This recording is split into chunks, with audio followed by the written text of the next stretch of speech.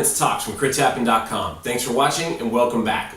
We have our first piece of art on our critical wall. This is a drawing from a, once Kickstarter project, now suspended, but coming back very soon. This was from Dragon's Bard and the albino dragon. Shane Tyree is the artist, and this was one of the drawings from that game. Be on the lookout for that. Albino Dragon has a couple of things going on Kickstarter right now, one of which is the White Rabbit playing cards, bicycle playing cards.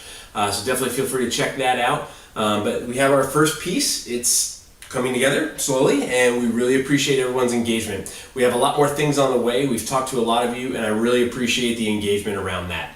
If you haven't seen our video about this, what we're doing is taking any creation of yours that's not offensive and putting it on our wall, and that's going to become the critical wall. It's going to be your wall made by you guys.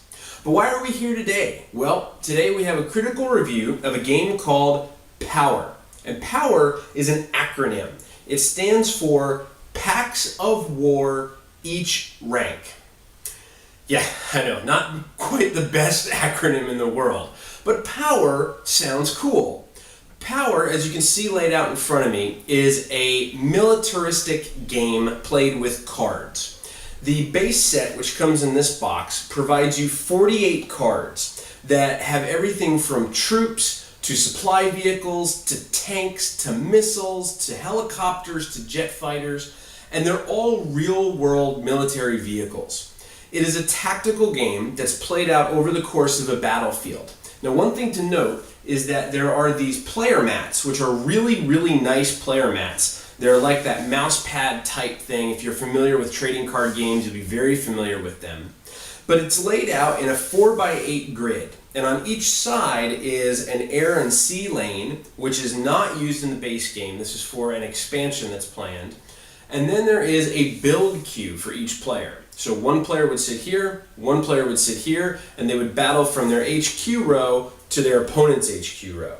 It's a two-player game, and it's designed where the object is to have an infantry or a tank unit of yours in your opponent's HQ at the end of their turn. So it's very quick, it's very fast. You only get 48 cards in the main set, but of those 48 cards, you're only going to use 8 of them. And one of the things that originally struck me as interesting about this game was it said it's 5 games in 1. It's not really 5 games in 1. When you start the game, you have these different ranks, and they go all the way from private up to staff sergeant. And the different ranks allow you to set up the game differently. The gameplay is not any different depending on the rank you choose, but what matters is the setup of how you start the game. There are some in the very beginning where you just take a pre-constructed set of 8 cards and you play against another pre-constructed set of 8 cards. There are times where you will pick certain ones, and there are times where you can just randomize. But essentially, you're only going to have 8 cards, and that's one of the more unique aspects around Power. But at its core, it's a tactical military game where you have units, you're pressing across the battlefield to get to your opponent's HQ, but of course, they're going to have units and they're going to be trying to stop you. Let's take a little bit deeper look at gameplay, and then we'll come back and give you our thoughts. So for right now, let's get on our camo and let's dive into the trenches with Power. So for the purposes of this video, we're going to show you one half of the layout, just because of video space. We want to be able to show you what it looks like as if you were one of the players in Power. And I'm going to show you an example using the private level of gameplay. Now, the private level is very simple. 2 players each choose one of the 6 pre-built 8-card packs, and they're going to battle it out. Now, the 8-card packs are easily denoted.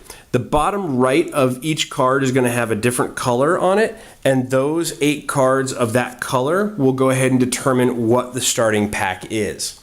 Each pack is very well balanced between troops and tanks and things like that. However, they are very different. There are some that are more troop-oriented, there are some that are more tank-oriented, defense, offense, and things like that. We'll get into a little bit more about that in our overview at the end. But what you do is you take your 8 cards, you shuffle them up, and then you're going to perform the initial construction of your build queue, which is down the right-hand side. You take your 8 cards, and once they are done, you lay them out, and these are all orthogonally, so they're either horizontal or vertical. You're going to lay them out starting with BQ4, going down to BQ3, BQ2, and BQ1, so that you'll end up with 2 cards in each queue. Now, the first thing that you're going to do during your turn is actually supply, but there's no one on the field to supply, so we'll get more into that in a second. Then you would move and attack, but again, there's no one on the field at the beginning of the game. And then you would start your build queue. In this case, since it's the beginning of the game, you're going to start to begin by starting with your build queue and flipping a card face up. And the first thing you do when you look at the card is you look at its BQ value in the upper left-hand corner. Now that BQ value is going to tell you what build queue it goes into. So this one says BQ2, and it's going to go face up on our BQ2 pile. Now what that means is I can't flip anything from BQ2 face up because I have a card that's face up there already. I could have chosen any build queue spot. I just chose to start off with BQ4. So now again, I can continue flipping cards face up until I want to stop or until I have a face up card in each build queue. So the next one I flip up says Force Recon. It is a troop and it's BQ1. Now how do I know it's a troop? Well, I know by the icon in the upper right. This little icon tells me that it is a troop. And these icons at the bottom tell me what type of units it can damage. So in combat, that's a very, very big thing. This says BQ1, so I put it in BQ1. Now I have only one more build queue with a face down card. So I can flip this card up as well. It says BQ4 and it's a AH-64 Apache, very powerful helicopter. That goes into my BQ4. Now I can continue flipping again because I have a face down card in a build queue.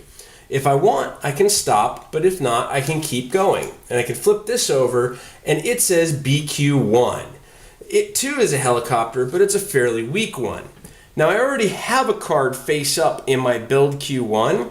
I can simply take this and I put it on top of that. Now what that means is the next turn, everything is going to shift down the supply chain, so to speak. But because I have 2 cards face up, let's fast forward and here's what would happen. The very first thing that would happen is this would shift down, this would shift down, and the topmost card from BQ1 would come into my HQ in any space I want to choose, and it comes in what's called spent, which is rotated like this. And you can see here it says cannot attack unless resupplied. Resupplying does not happen automatically. This is not a game where any card that you have tapped just simply becomes untapped at the beginning of your turn. It either needs the ability here to supply itself, or you need to have another vehicle that can supply it. Now, interestingly enough, during my move phase, I can still move while I am spent. I just can't attack. The majority of attacks in this game say this, TCA attack, which is turn card ability. Well, to use that turn card ability, I need to be ready. So the only way I'm going to attack anything if I'm spent and moving is if I get a supply vehicle out onto the field and use its ability to resupply this vehicle. That is actually a really interesting and fun part of the game because most gamers are used to when a card is used or spent not being able to do anything with it. In this case, they still can. They can still defend as well. They're just not going to be able to use their abilities and attack. Now, the game continues to progress. And build queues will come out, things will come into play, and everybody starts moving around and fighting each other. The combat and the movement is very, very simple. What it means is this. There's 4 icons down the right-hand side of a card. The top is its move. So this one says 1R, which means it can move 1 space in a radius. If it doesn't have the R, it can only move 1 space orthogonally. The circle is its range, which is like a scope look. So this one says 0. So this can only attack people in the same square that it's in. You can enter enemy squares, you just can't move through them based on the type of units that they may be. The triangle is the attack value, so this force recon would do 1 damage, and then the shield is its defense, and it can do 1 damage. Now what that means is, when I attack something with 1 attack that has 1 strength, it's automatically defeated. There's no randomness, there's no rolling, there's no anything. But what there is a set specific number of units or type of units that an attacker can attack. So you'll see along the bottom of cards, can damage, and then it'll roll through all the different icons, from troops to supply units to defense units to tanks to mortars to helicopters and things like that. Now there are some units that can attack quite a bit, and there are some that can only attack a few type of targets. But there are also very different strength values and very different abilities based on the different types of cards. That's where the variation comes in. Even though there's only 48 cards in the game, the units are very, very different at the outset. When you start playing the game and you start digging in and realizing, for example, my force recon versus my helicopter.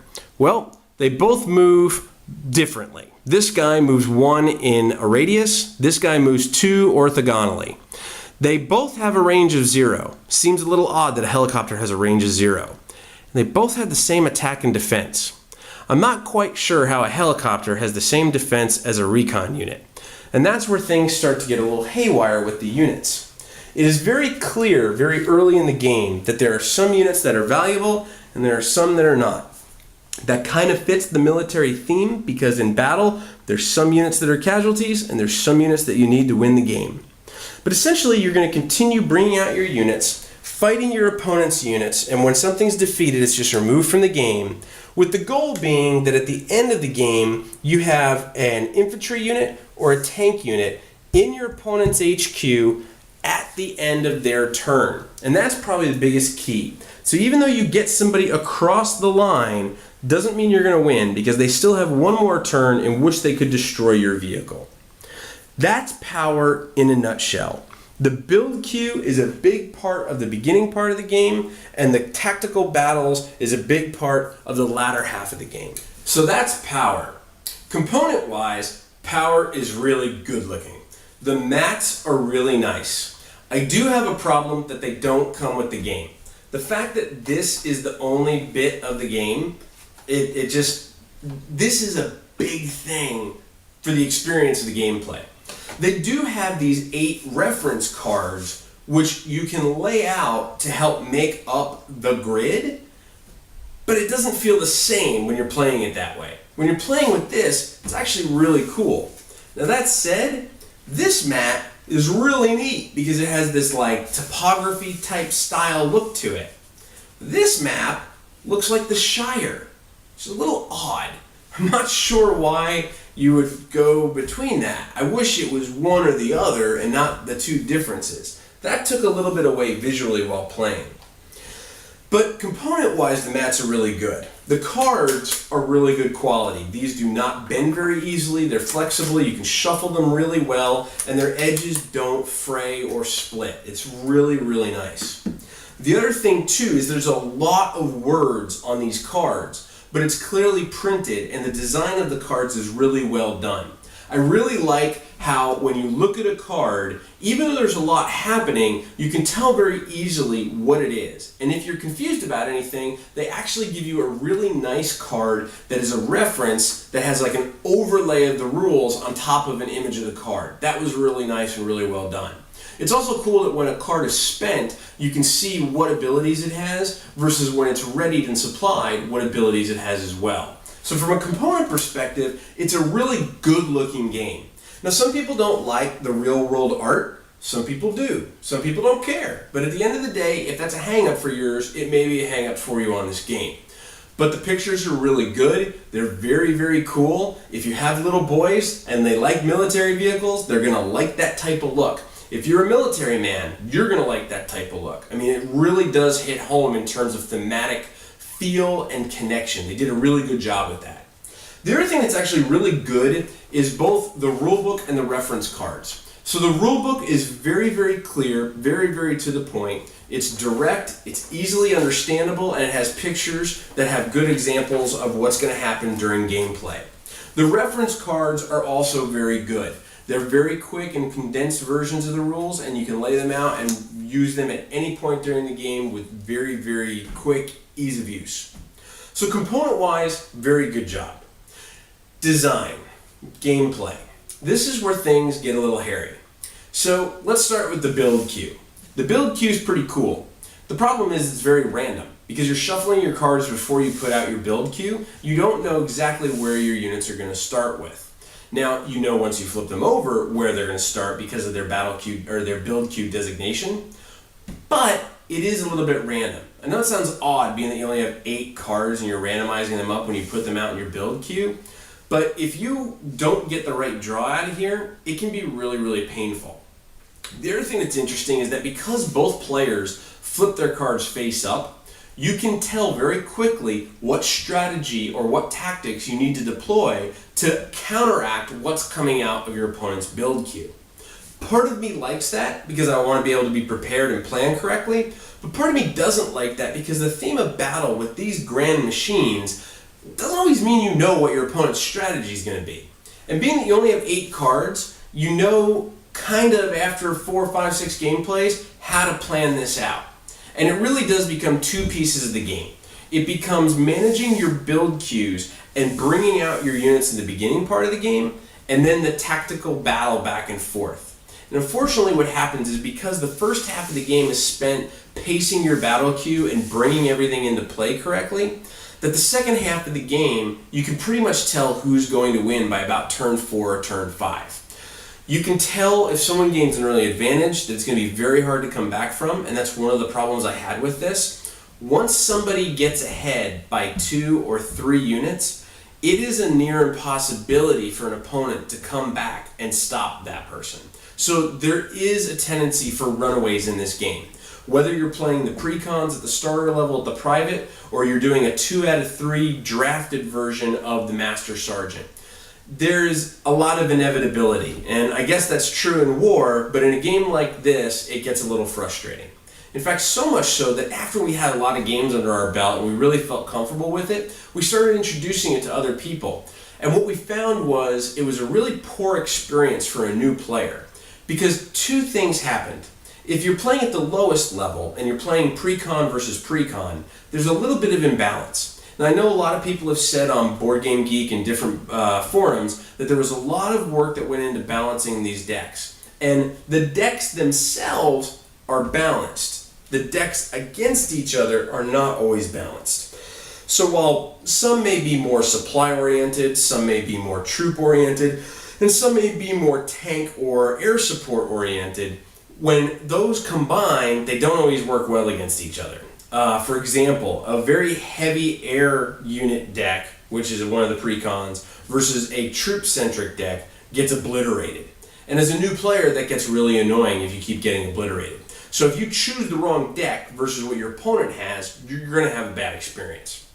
The other thing is that as you graduate up and you start to do the draft, or as they call it, the deck building of this, if you don't choose correctly, you can get obliterated as well. In fact, there are a lot of games that it's just very apparent that you did not choose correctly, or you just made a poor mistake in your layout of units. And because you only have 8 and your opponent only has 8, once they get that 1 or 2 unit jump on you, it's game over, and that's going to be the end of it.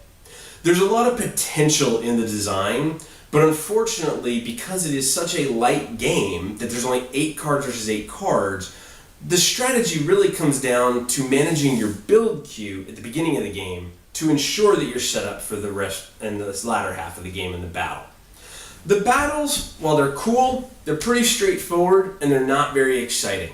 It's essentially who has more strength versus someone else who has more strength. Now, while I'm not a fan of complete randomness, I really wish that there was some way that a lesser troop or a lesser vehicle could withstand an attack from an opponent who's stronger. I mean, let's face it, in war, it doesn't necessarily mean whoever has the most might wins the fight. What it comes down to sometimes is who has the more cunning. So it really would have been really nice to see some randomness, maybe a die roll or a card flip or something that could have changed the outcome of that.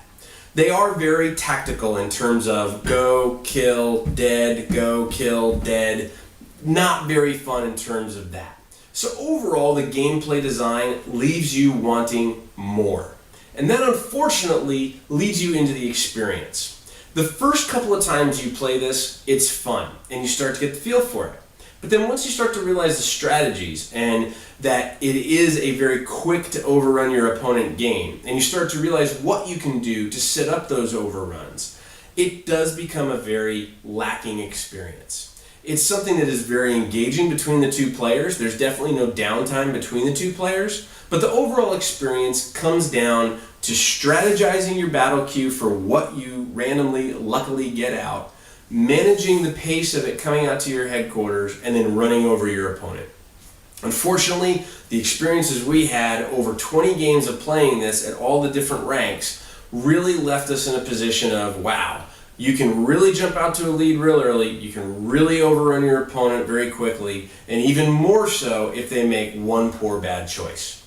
Now, that all said, tactically speaking, war game speaking, a war game fan will probably enjoy this game. This is something that fits that niche. The artwork or the pictures is very, very good. The feel is very, very good. And I'm sure that there's the war gamers out there that will enjoy this type of game. I think ultimately over time though, this is something that will see more time on the shelf than actually on the table. And unfortunately because of that, we're going to go ahead and give Power a miss.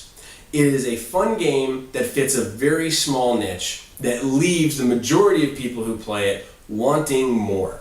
It takes a very interesting concept from the build queue, but it leaves it bruised and bleeding on the battlefield and wanting more from the combat that takes place inside of the game. We would like to thank the designer PK Toretto. He actually gave us a copy of this game to review for you guys, so we definitely appreciate that. If you have a chance, Power has their own website at powerthegame.com. They're also on Board Game Geek, and you can check them out there. They have Facebook, they have Twitter, and they have YouTube as well. But in the meantime, we hope you've enjoyed this critical review. We'd love to hear your feedback and your thoughts as well, as always. Feel free to leave your comments here on the YouTube channel. You can find us on Facebook, on Twitter, and on Google Plus by searching Crits Happen, and of course, at our homepage at critshappen.com. But until we see you next time, we hope that you enjoy your time in your tanks, deploying your troops, and getting into your enemy's HQ. Keep rolling those dice, and we hope they're all crits.